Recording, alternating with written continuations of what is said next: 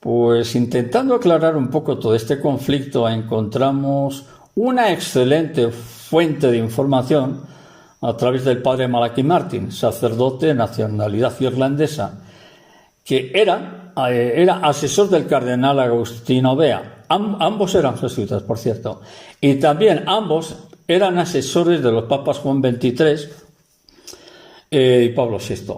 Esta situación de privilegio permitió al padre Malachi Martin tener acceso a información muy confidencial. Era un caso, el padre Malachi Martin era un caso porque a sus 34 años ya estaba en poder de 4 doctorados, uno de ellos en idiomas semíticos, que es un tema bastante difícil, es decir, idiomas como el arameo, el árabe, el hebreo y todas estas cosas, y el acadio. Pero bueno, bien, lo que estamos relatando de todo esto es una visión muy generalizada de hechos históricos que acontecieron en la década de los años 70 hasta la actualidad, para que podamos entender todo este enorme lío. Pues bien, resultó que en cierta ocasión, estando el padre Malachi Martin despachando con el Papa Juan XXIII, el Papa Juan XXIII le pasó un documento que nadie hasta entonces había leído, a excepción de Pío XII. Este documento que le pasa para que lo leyera se trataba del llamado Tercer Secreto de Fátima, pero en este caso no era la parte ya conocida del Tercer Secreto, que incluso cualquiera puede entrar en internet, escribe Tercer Secreto de Fátima y aparece el llamado Secreto de Fátima, pero que no está completo. Y esta parte que leyó se trataba de una hoja escrita en portugués. Y leído el texto, Juan XXIII lo consideró tan impresionante que no lo consideró adecuado para que se hiciera público por la gravedad de lo que estaba escrito ahí. Posteriormente Pablo VI también lo leyó, e igualmente Juan Pablo II. Todos ellos consideraron que era mejor no publicarlo. Sin embargo, resultó que cuando Juan Pablo II sufrió el atentado en la Plaza de San Pedro, estamos hablando del día 13 de mayo de 1981, solicitó le fuera entregado de nuevo dicho secreto para estudiar lo que estaba escrito ahí, resultando que parte del escrito se refería a su propio pontificado. Quienes trabajaban en el entorno con este papa confirmaron que a partir de ese momento Juan Pablo II era otra persona. Algo entre el atentado que sufrió y lo que leyó cambió su enfoque y su forma de ver la vida. Entonces, algo muy inquietante estaba escrito en esa hoja. Bien, resulta que Juan XXIII, muerto Juan XXIII, es elegido Pablo VI. Poco después de la elección de Pablo VI, y paralelo a todos estos hechos, el padre Malachi Martin consiguió información de un ritual satánico que se había celebrado en el interior del Vaticano. Y en este ritual satánico habían participado numerosos cardenales y obispos. ¿Cuál era el objetivo? Es decir, se celebra un ritual satánico, pero ¿cuál es el objetivo? El objetivo era entronizar a Satanás en la Iglesia. Pablo VI fue informado de estos hechos, los cuales se llevaron, como he dicho, en la Capilla Paulina, durante la noche del 29 de junio del año 1963, que era la festividad de los santos Pedro y Pablo. Entonces, según los datos que aporta el padre Malachi Martin en sus escritos, el objetivo de esta ceremonia, hemos dicho cuál era el objetivo.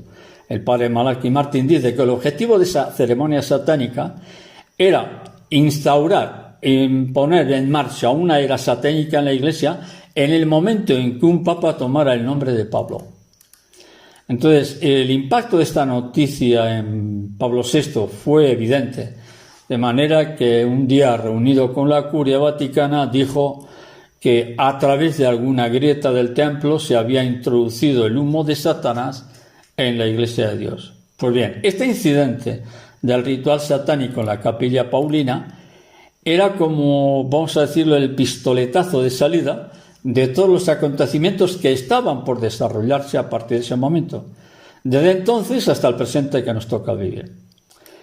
Bien, dentro de este contexto conviene recordar, es decir, todo esto tenía un sentido anterior, porque 100 años antes, el Papa León XIII, había divulgado una oración especial dedicada a San Miguel Arcángel, con el objetivo de que se leyera en todas las iglesias del mundo al final de la misa. En esa oración se pide ayuda a San Miguel Arcángel para luchar contra Satanás. Pues bien, la razón de fondo de este ritual satánico fue llevado a cabo en la capilla Paulina durante las sesiones del Concilio Vaticano II. Es decir, mientras se estaban celebrando algunas sesiones del Concilio Vaticano II, un grupo de cardenales y obispos, aparte, pone en marcha un ritual satánico. Entonces, el objetivo era, ¿cuál era? Era anular. El objetivo de este ritual satánico era anular la oración de protección de San Miguel Arcángel para la Iglesia. Y que, como hemos dicho, esta oración fue ordenada por Papa León XIII. Entonces, esta oración a San Miguel Arcángel fue anulada por un grupo de cardenales pertenecientes a la masonería eclesiástica, los cuales influyeron, porque eran masones, cardenales masones, influyeron en el acta final de algunas resoluciones del Concilio Vaticano II. De esta forma, manipulando estas actas, consiguieron eliminar la oración de San Miguel Arcángel, decretada, como ya he dicho, por León XIII. Pues bien, desde ese momento en el interior de la Iglesia se fue imponiendo un férreo control de la masonería eclesiástica, cuyo objetivo, ¿cuál era? Ir demoliendo, destruyendo la Iglesia desde adentro. Bien, de forma paralela a todo esto, esa misteriosa hoja adjunta al tercer secreto de Fátima seguía sin ser revelada. Juan Pablo II ordenó que se revelase dicho documento en el año 2000. Sin embargo, no fue posible su lectura debido a que el cardenal Angelo Sodano, por cierto, masón de muy alto rango, uno de los cardenales masones más poderosos, que le hizo la vida bastante imposible a Juan Pablo II, porque le negaba toda la información, le escondía la información para que no supiera nada. Pues bien, Angelo Sodano le quitó todo el documento de las manos al que iba a ser Benedicto XVI. Por eso dijo, en un momento dado, el Benedicto XVI dijo: Sodano me quitó los papeles de la mano, hasta rima y toda la palabra, pero era real, era verdad. Entonces, Angelo Sodano le quita la documentación a Benedicto XVI de las manos para impedir que se conociera la realidad de lo que estaba escrito. ¿Y qué es lo que estaba escrito en gran parte? Pues la infiltración de una poderosa mafia que iría destruyendo la Iglesia. Entonces, hasta el presente, la Iglesia no ha revelado lo que está contenido en esa misteriosa hoja de papel escrita en idioma portugués. Sin embargo, en otros documentos de naturaleza profética ya se sabe, porque coincide con lo que está escrito en ese secreto, ¿no? ¿Cuáles? Pues que habrá un papa que destruyera la Iglesia, dos papas al mismo tiempo, la infiltración de la masonería, etcétera, etcétera. El padre Malachi Martín, asediado por los medios de comunicación en los últimos años de su vida, en una entrevista, está en internet, está en YouTube esta entrevista, yo la escuché hace un par de años. En una entrevista concedida a una cadena de radio en Nueva York, le insistieron sobre este tema. Y por esta vez sí habló, pero como él mismo reconoció, al estar bajo juramento desvió la atención. Es decir, le pregunta al padre Malachi Martín: oiga, padre, ¿y esto? Como no puede hablar, lo que hace es, para no meter la pata, lo que hace es desvía su atención. ¿En qué sentido desvió la atención? Para no revelar. Entonces, en ese momento se refiere a lo que estaba sucediendo, a lo que sucedió en una localidad del norte de España, en Cantabria, en Santander, en Garabandal, al norte de España. Entonces, lo que dice el padre Malachi Martín, dice: lo que está escrito en el secreto de Fátima ya está dicho en Garabandal. O sea, que habló clarísimo, dando a entender con ello que lo que estaba escrito en el tercer secreto de Fátima también estaba confirmado en lo sucedido en San Sebastián de Garabandal en el año 1961. Ahora bien, sin embargo, conviene aclarar que este tema de lo aconteció en Garabandal fue atacado, porque Garabandal lo destruyeron. O sea, no es que destruyeran el lugar, sino todo el legado profético fue atacado, refutado y negado por los obispos españoles, quienes hicieron todo lo posible por borrar del mapa todo lo que sucedió en Garabandal. Entonces, estos hechos pueden ser negados como parte de una fenomenología, es decir, ¿qué tiene que ver un poco lo que estamos contando sobre los escándalos de la financiero del Vaticano? ¿Qué tiene que ver con las manifestaciones marianas de Fátima y Garabandal? Porque eso pertenece a la fenomenología religiosa y no se puede mostrar. Sí, es buena pregunta. Entonces el padre Malachi Martín lo confirma. Y por lo tanto, al confirmarlo, hace que cambie mucho la situación. Entonces, debemos tener en cuenta que fue la jerarquía española quien negó todo lo que aconteció en Garabandal. Pero yo recuerdo que el obispo de Santander en ese momento era Juan Antonio del Val, reconoció públicamente, yo no sé si se le escapó, tuvo un fallo o se le fue la onda a otra parte, pero él reconoció que hubo una conjura de los obispos españoles para negar cualquier manifestación mariana en España. Esto es tremendo, ¿eh? No, esto no es información confidencial mía, un secreto que alguien me lo ha pasado, no. Esto es público y esto está ahí. Que los obispos españoles se confabularon para negar cualquier manifestación mariana en España. Entonces, claro, aquí surge una pregunta. ¿Qué tiene que ver todo este lío de Fátima y Garabandal con lo que estamos relatando de la deriva política? Porque estamos hablando cuál es el origen de la deriva política religiosa de la Iglesia y de la sociedad. Pues tiene mucho que ver porque en los documentos de estas manifestaciones de Garabandal y de Fátima, en la documentación escrita, a mí personalmente la fenomenología no me interesa, nunca me ha interesado. Que si se produjo este fenómeno, a mí eso nunca me ha interesado. Pero sí me interesa lo que está escrito, para saber la veracidad o no. Entonces, esta debacle que comienza ya con el Banco Ambrosiano, la infiltración de la masonería, todo esto ya estaba escrito en estos documentos. Esta es la razón por la cual yo lo menciono. Porque estaba escrito tanto en Garabandal como en Fátima. Ya estaba profetizado. Si no se hubiera cumplido, diríamos, bueno, pues una tontería más. No, se cumplió todo, pero todo se cumplió. Entonces, paralelo a todos estos hechos, yo tengo que relatar algo que es un documento, porque me llegó a mí. Resulta que aparece un documento que viene a confirmar la veracidad de todo esto que estamos escribiendo. Yo puedo hablar de obispos, periodistas, gente muy preparada que dicen que eso de Garabandal es una estupidez. Bueno, hay que respetar esa opinión. Pero lo menciono ¿por qué?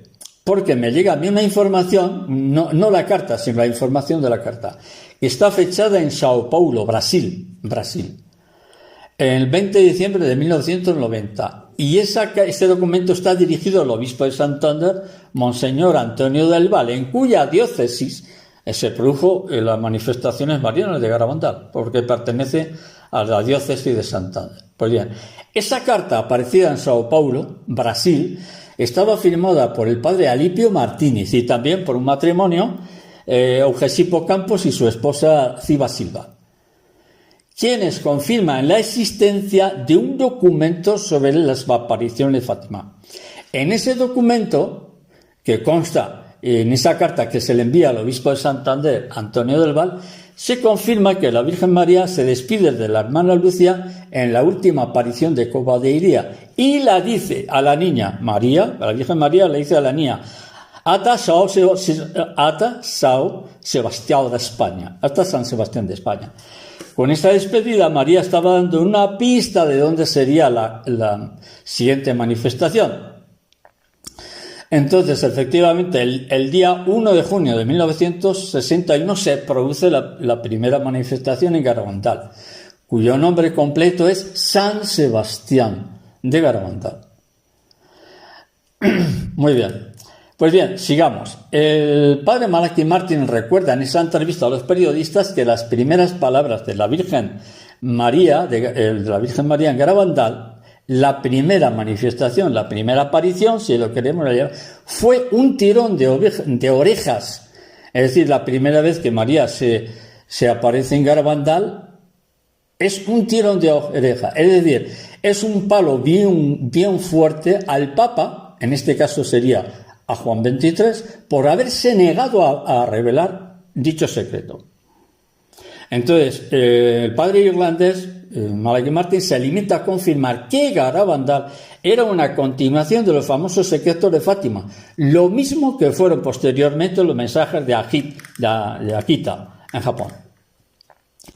Bien, a partir de estos hechos es cuando comienza a salir a la luz pública lo que estaba por llegar sobre la Iglesia del mundo, ¿no? Cuyos datos, como hemos visto, ya estaban descritos tanto en Fátima como en Garabandal. Bien, conviene matizar que estos mensajes fueron bloqueados. Los mensajes de Fátima, de Garabandal, fueron bloqueados, archivados, escondidos por un grupo de cardenales masones pertenecientes a la Curia Vaticana, siendo archivados para que no se hicieran públicos.